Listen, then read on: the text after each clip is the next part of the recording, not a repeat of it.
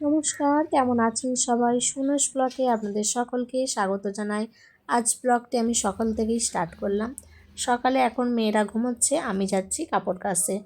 তাই 2 বালতি কাপড় নিয়ে নিয়েছি। আজ হচ্ছে সানডে, তাই সকাল সকাল বাচ্চারা যেহেতু ঘুমোচ্ছে ওদের আর ডাকিনি, স্কুল নেই বলে আমি চলে এলাম ছাদে। ছাদে এসেই কিছু কাপড় আগেই শুকনো দিয়ে দিয়েছিলাম, আর এখানে চলে এসেছি আরও কিছু কাপড় নিয়ে কাচাকাচি করতে।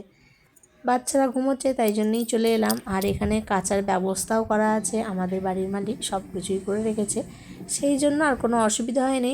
ছাদে কাচলে কী হয়, খুবই ভালো হয়। ছোট বাথরুমে কাচাকাচি করতে অসুবিধা হয় না, তবু ওপরে একটু ভালোভাবে কাচা হয়, তাই নিয়ে চলে এলাম কাচতে। আর সকালবেলা ওপর থেকে কীরকম লাগে চারদিকের ভিউটা আপনার সঙ্গে শেয়ার করলাম।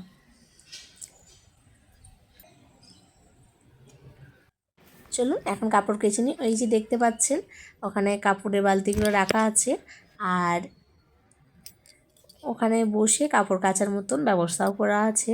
আর তাই আমি এখানে বালতিগুলোকে নিয়ে কাপড় জামাগুলোকে কাচতে চলে এসেছি।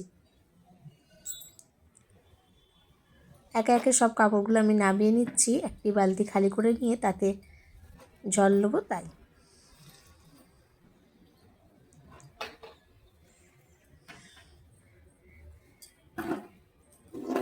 আজ ছুটির দিন, তাই কাজও অনেক বেশি, তাই সকাল থেকেই একদম কাজ করা শুরু করে দিয়েছি। আর মেয়েরা এখন ঘুমাচ্ছে, তাই সকাল সকাল চলে এসেছি।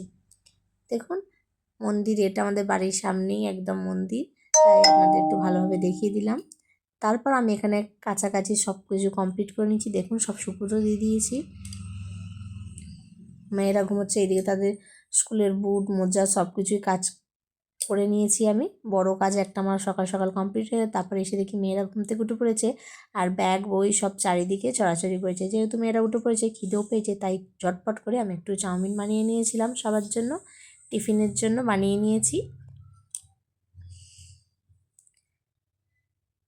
তারপর সবাই মিলে এখানে টিফিন করে নিলাম।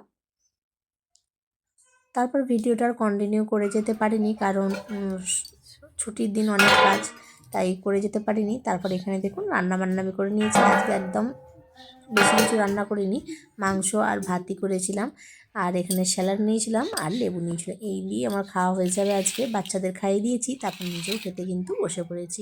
আমি এখানে খাওয়া দাওয়া করে নিচ্ছি, আর ব্লগটা এখানেই কিন্তু শেষ করছি। আজ অনেক দিন পর আবারও একটি ছোট ব্লগ নিয়ে আপনাদের সামনে হাজির হয়েছিলাম।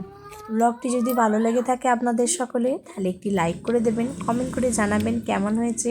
আমার পরিবারের সদস্য যদি না হয়ে থাকেন, আমার পরিবারের সদস্য হয়ে যাবেন। এখানেই আজ ব্লগটা তাহলে শেষ করলাম। সকলে ভালো থাকবেন, সুস্থ থাকবেন।